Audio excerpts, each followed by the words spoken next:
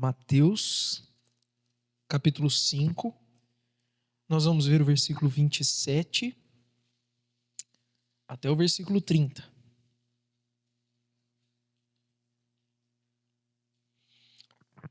Diz assim a palavra de Deus: Vocês ouviram o que foi dito: não cometa adultério.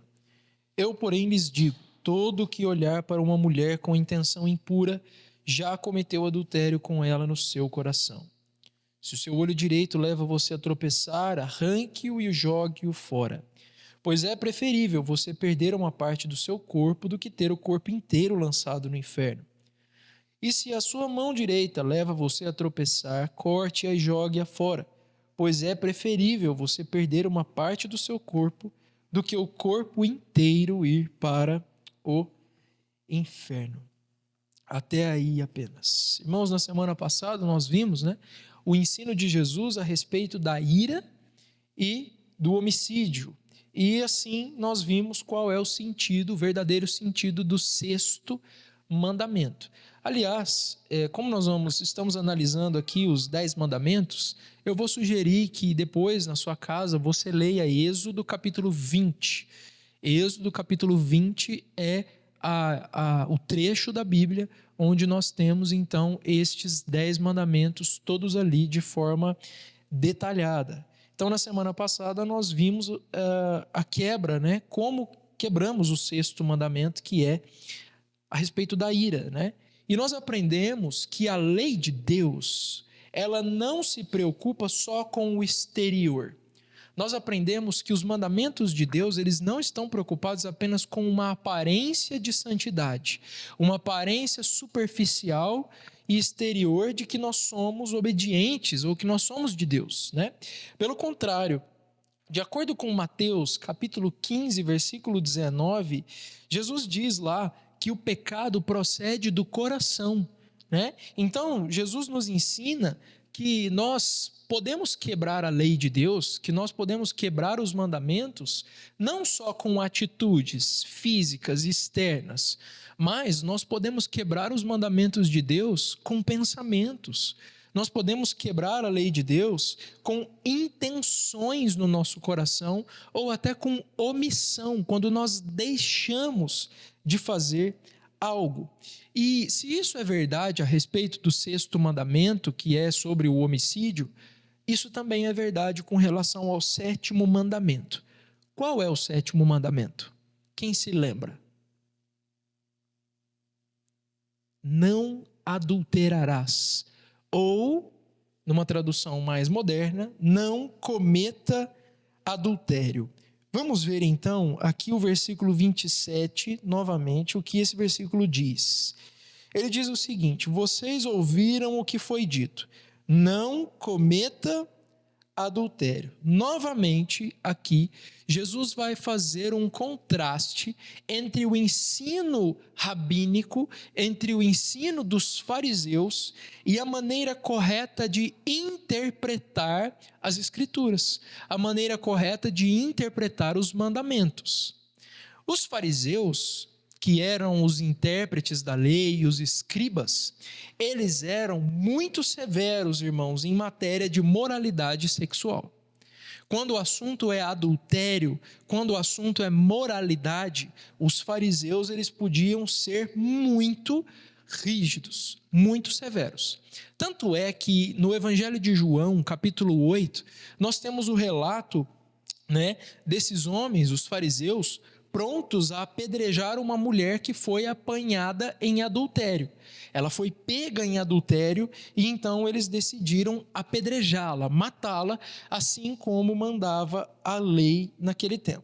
Só que, para eles, para os fariseus, o sétimo mandamento sobre o adultério, ele só poderia ser quebrado, ouça bem isso, ele só poderia ser quebrado quando uma pessoa chegasse a consumar o adultério através de um ato físico, através de um ato, de uma relação sexual. A quebra desse mandamento para eles exigia a união, exigia então um contato físico.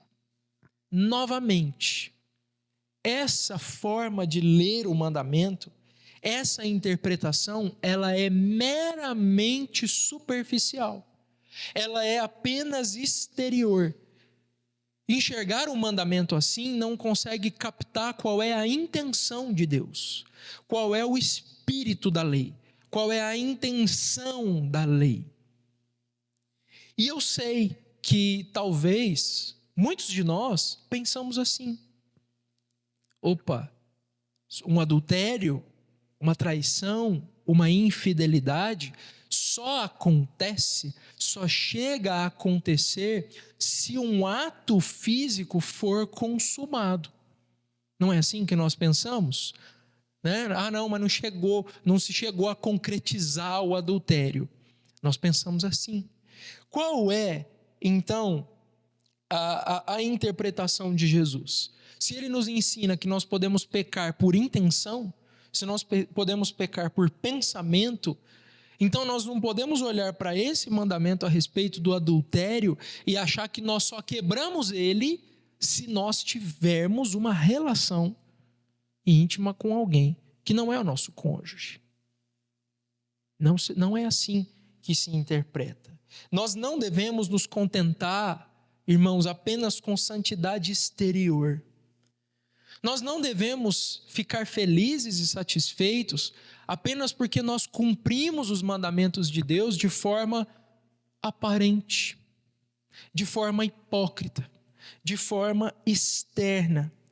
Eu gostaria de provocar você a pensar aonde estão os seus desejos, aonde estão as inclinações do seu coração, para onde a sua mente vaga, para onde os seus olhos vão, para onde vão os seus desejos. Olha o que Provérbios 4:23 diz: de tudo que se deve guardar, guarda o teu coração, porque dele procedem as fontes da vida.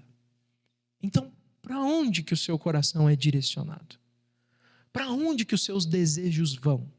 Talvez o seu corpo não vai acompanhar os seus desejos, mas para Deus, o desejo diz muito.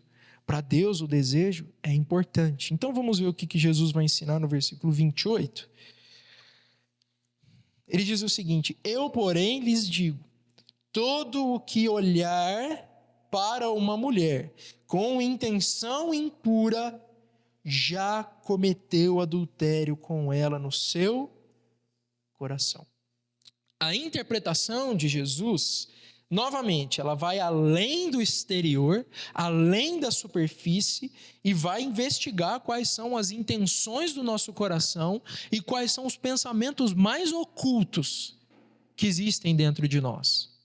E aqui, Jesus utilizou o exemplo de um homem que olha uma mulher, mas o princípio é o mesmo para as mulheres. O mandamento pode ser quebrado tanto por homens quanto por mulheres, tá? Isso aqui, tudo que eu vou dizer, se aplica tanto para um quanto para o outro. E Jesus ensina aqui que os maus desejos do coração já constituem adultério.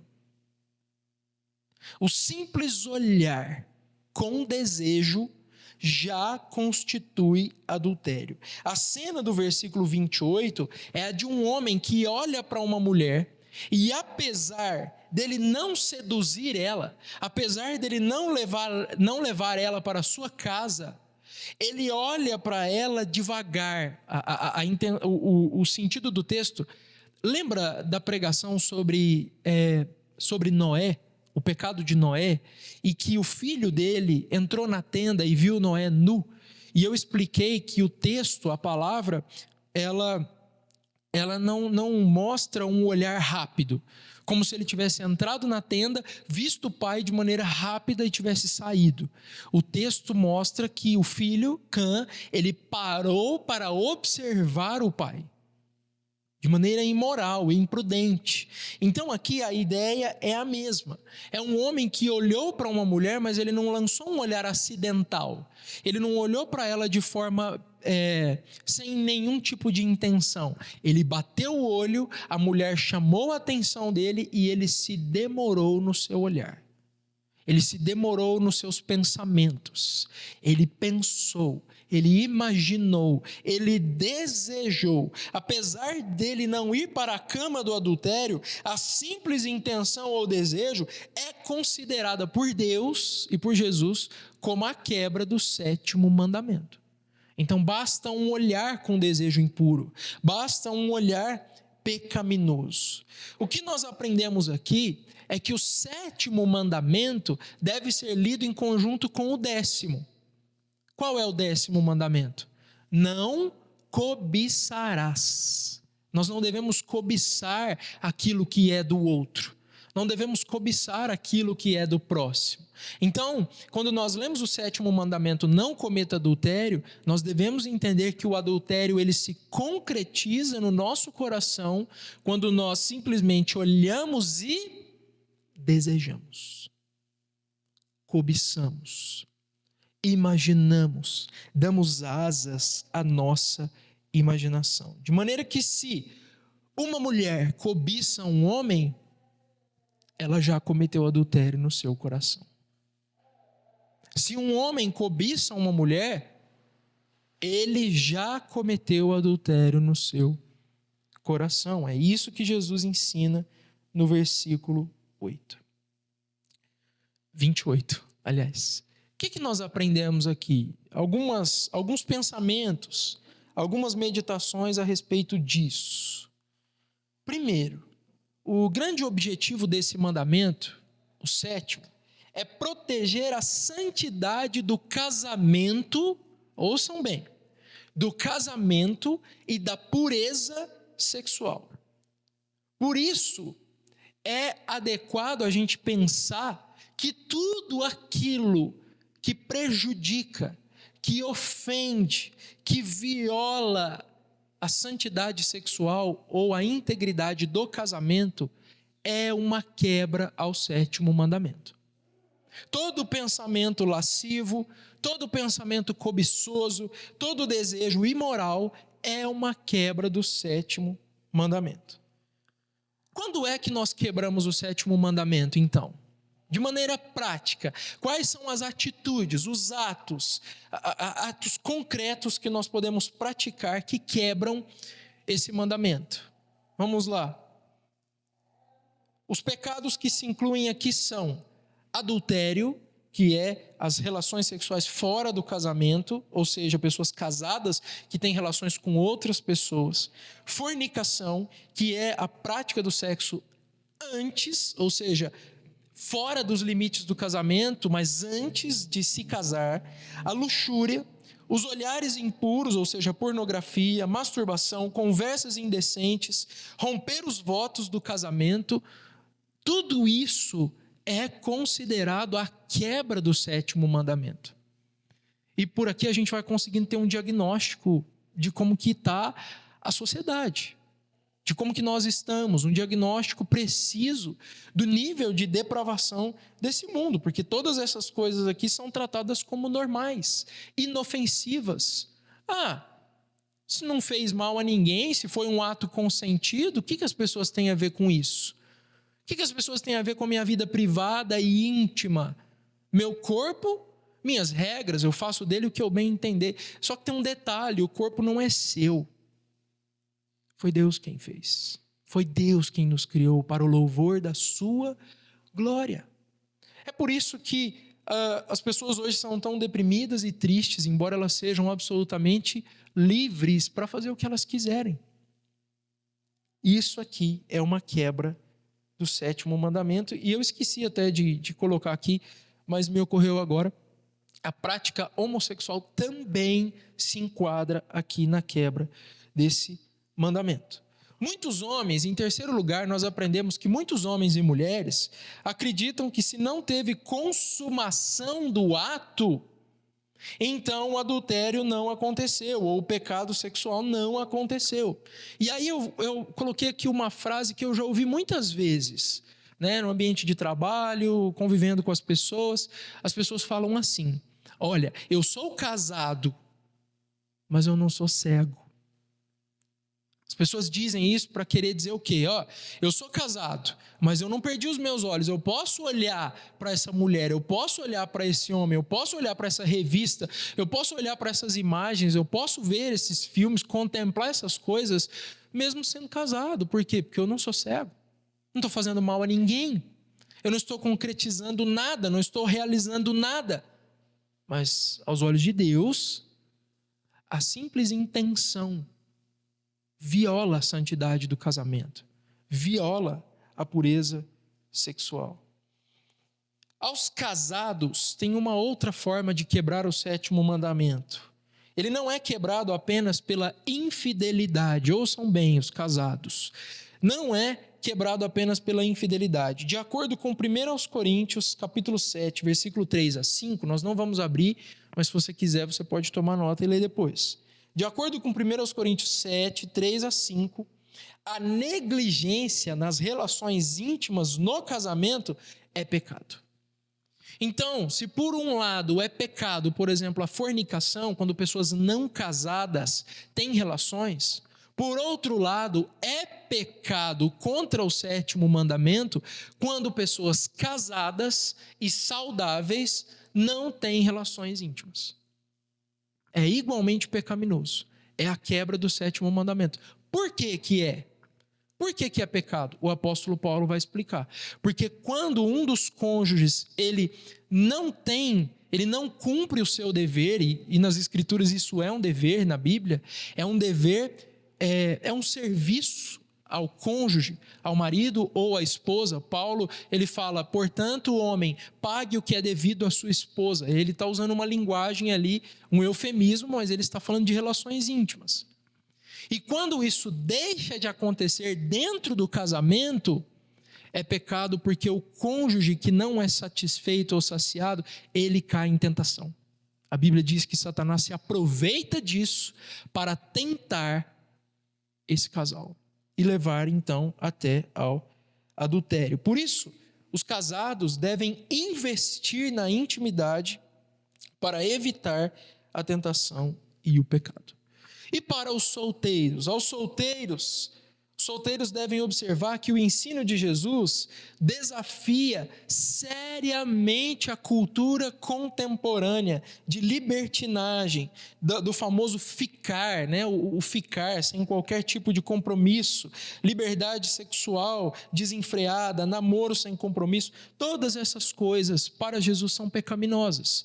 Por que são pecaminosas? Porque são pessoas que estão se relacionando fora do casamento sem a intenção de constituir matrimônio, sem a intenção de caminhar para o caminho natural que Deus preparou, que Deus estabeleceu. Não formam família. E isso viola o mandamento de Deus. Em 6º lugar, nós devemos notar ainda que a pena para o pecado do adultério no Antigo Testamento, qual era? A pena para o pecado do adultério era a morte. Tanto é que Jesus vai dizer, olha, se o teu olho te faz pecar, arranca. Se a tua mão te faz pecar, arranca. É melhor entrar no reino aleijado, é melhor entrar no reino sem um dos seus membros, do que tendo o seu corpo todo saudável, ser lançado no inferno. Olha que assustador isso aqui. Muitas pessoas acreditam que no inferno elas vão ter apenas uma alma imaterial que não vai sofrer. Mas Jesus, ele diz que é o corpo. Jesus diz em uma outra passagem o seguinte: não temam aqueles que podem matar o corpo, mas não podem fazer nada à alma. Pelo contrário, temam ou tenham medo daquele que pode fazer perecer no inferno tanto a alma quanto o corpo de vocês. Quem é esse? Este que pode fazer perecer no inferno tanto a alma quanto o corpo é Deus. Então a Bíblia utiliza uma linguagem muito pesada para falar a respeito disso, e a pena no Antigo Testamento para o adultério era a morte. Deus considera tão digno, tão elevado o casamento, é um compromisso tão santo, tão puro, que quando esse compromisso era quebrado, Deus punia severamente as pessoas que se desviavam, através disso. Então, o que nós deveríamos esperar de Deus a partir das nossas atitudes e a partir dos nossos pensamentos nessa área? Se hoje fosse o dia em que nós fôssemos nos apresentar diante de Deus para prestar contas, levando em consideração os nossos pensamentos, levando em consideração os desejos do nosso coração, para onde os nossos olhos vão, para onde os nossos desejos vão, o que nós poderíamos esperar de Deus? Qual seria a sentença? Qual seria o resultado desse julgamento?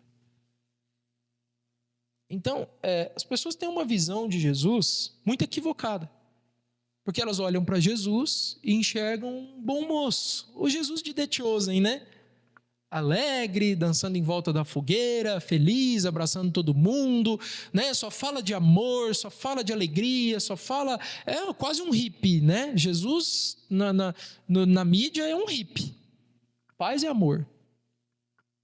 Não façam guerra. Vivam amor. Só que esse Jesus não é o da Bíblia. Aqui é só o início do ministério dele, e ele tem falado de maneira forte para nós. O que fazer então? Como nós devemos nos comportar? Como nós devemos lutar nessa área? Vamos ver o versículo seguinte.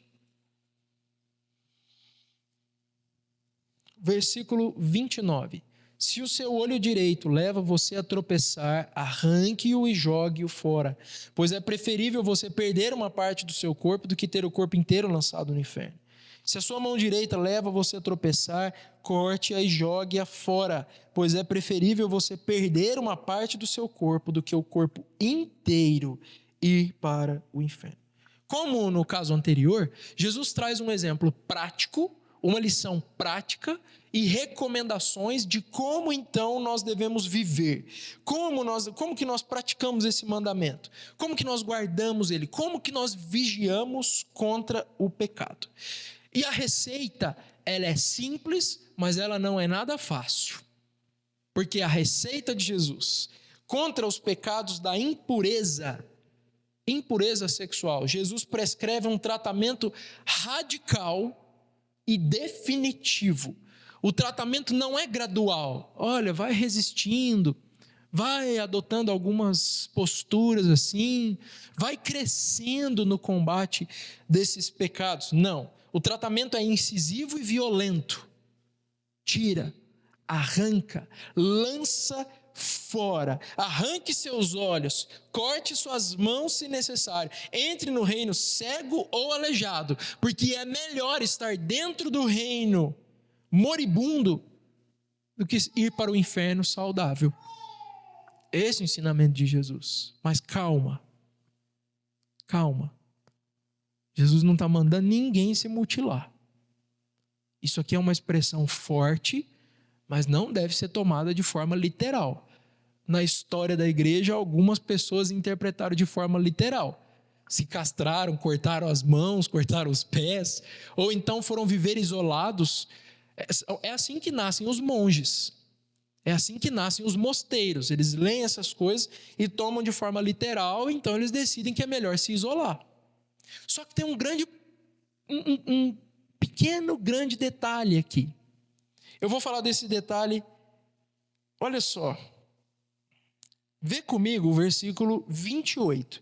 Eu, porém, lhes digo, todo que olhar envolve um órgão que é o olho. Todo que olhar. E aí Jesus depois vai falar, se o teu olho te faz pecar, arranca. Mas aonde que o pecado acontece? Leia. Já cometeu adultério com ela no seu coração.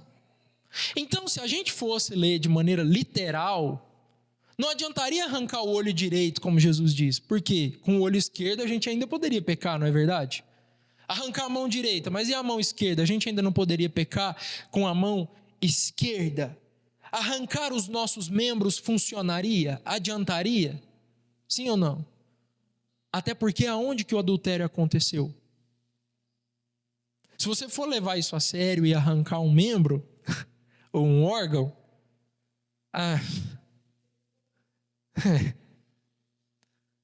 Então, isso aqui não deve ser tomado de forma literal. O que Jesus está dizendo, irmãos, é o seguinte: contra os pecados sexuais de impureza, nós devemos ser radicais. Contra estes pecados, nós devemos ser duros, incisivos, determinados e cortar o mal pela raiz, arrancar ele definitivamente das nossas vidas. Como que isso acontece? Aqueles livros, sabe, 50 tons de cinza, por exemplo, queima aquilo. É assim que a gente enfrenta esse tipo de pecado. Joga aquilo fora. Aquilo é uma violação, aquilo é um escândalo aos olhos de Deus. Jogue fora os seus filmes imorais, elimine o seu acesso à pornografia, exclua, delete essas conversas no WhatsApp, jogue fora, elimine o pecado completamente da sua vida. Não olhe demoradamente para as pessoas, não nutra. Não cultive pensamentos, desejos, saia dos lugares em que você é influenciado a pecar. Se tem um determinado lugar onde você vai e a tentação está lá, e você sabe que estando lá você estará sujeito à queda, ao pecado, a se envolver nessas imoralidades, saia desse lugar. Abandone, deixe. Por quê? Porque os pecados de imoralidade, eles são escravizadores. Vocês sabiam que esses pecados aqui, e eu vou te citar o texto agora, é 1 Coríntios, capítulo 6, versículo 18. E em Timóteo também fala-se sobre esse pecado. Esse é o único pecado nas Escrituras que a Bíblia não manda você enfrentar. Olha só a seriedade disso. A Bíblia diz: resista ao diabo, enfrente o diabo, mas fuja da imoralidade sexual. É o tipo de pecado com o qual a gente não brinca. É o tipo de pecado contra o qual a gente não luta. A gente foge. Como José. Lembra de José? A mulher se insinua para ele, a mulher está atraída por ele, a mulher então avança sobre ele, ela é a dona da casa, ela é a patroa, ela tem o mando, ela pode fazer o que ela quiser, digamos assim. Ninguém está olhando José, ele é apenas um jovem solteiro. E o que ele faz? Ele enfrenta? Não, ele foge. Deixa a capa nas mãos da mulher, enfrenta uma acusação de tentativa de estupro depois, mas ele não se envolve com ela. Por quê? A resposta dele: eu jamais faria isso contra Deus. É essa a resposta, então, de José. Então, corte pela raiz. Mas, eu ainda queria voltar na questão do coração, para a gente poder encerrar. Porque é o seguinte: se Jesus nos ordena ser radicais e arrancar fora aquilo que nos faz pecar, e se nós sabemos que esses pecados eles brotam do coração, você precisa saber que mesmo que você seja radical e arranque toda a influência, delete as conversas, tire as fotos, as imagens, cancele os contatos, mesmo que você faça tudo isso, a raiz do pecado ainda vai brotar no seu coração. A solução definitiva para esses pecados, qual é? Se ele brota do coração, qual é a solução? A solução é um novo coração. A solução é pedir para Deus: Senhor, tira o meu coração de pedra e me dá um coração de carne.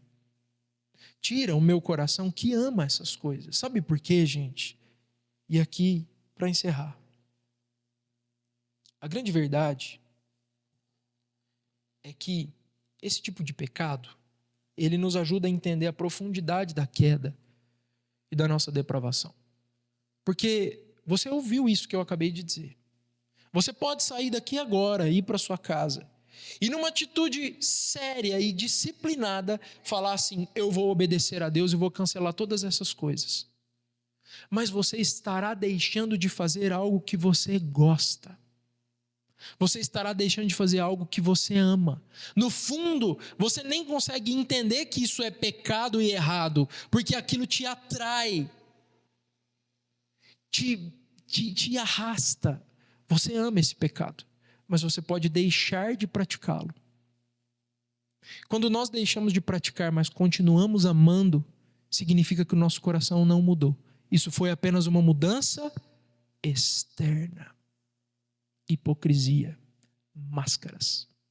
No fundo, nós ainda desejamos. Se não fosse pecado, eu faria. Não é assim? Então, qual é a solução?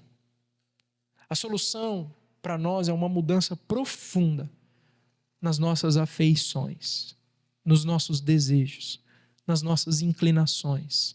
É uma mudança profunda nos nossos valores, a ponto de isso que você ama começar a te causar nojo, vergonha, tristeza, e você passar a amar aquilo que é correto, que é a lei de Deus.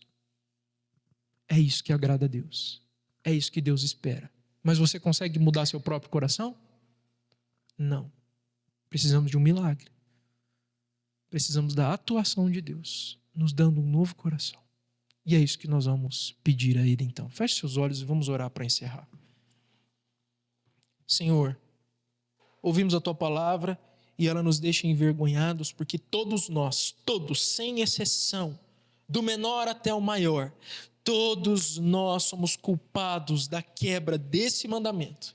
E a Bíblia nos diz que a quebra de um único mandamento significa que nós quebramos toda a lei, porque a lei é uma só. Então, somos encontrados em falta diante de Ti, e o Senhor seria justo, correto, fiel, se o Senhor nos mandasse para o inferno. Porém, Senhor, nós estamos aqui, reconhecemos a justiça da Tua lei, enxergamos os nossos pecados e queremos Te pedir apenas uma coisa: perdoa-nos. Perdoa-nos os nossos pecados, perdoa-nos as nossas culpas, mas não deixe, Senhor, de transformar o nosso coração. Nos dê arrependimento primeiro, porque somente mediante o arrependimento podemos receber o perdão. Então que o Senhor nos dê arrependimento, fé e confiança de que o Senhor pode nos perdoar, porque Cristo foi massacrado por causa desses pecados. Então, Senhor, nos ajude a crer e confiar em Ti e andar nos Teus caminhos. E nos faça andar como homens e mulheres santos, puros, castos, fiéis, que adornam esse mundo e cuja santidade é um grande desejo, um deleite, um prazer, muito mais do que os prazeres que esse mundo pode nos oferecer. No nome de Jesus é que nós oramos. Amém.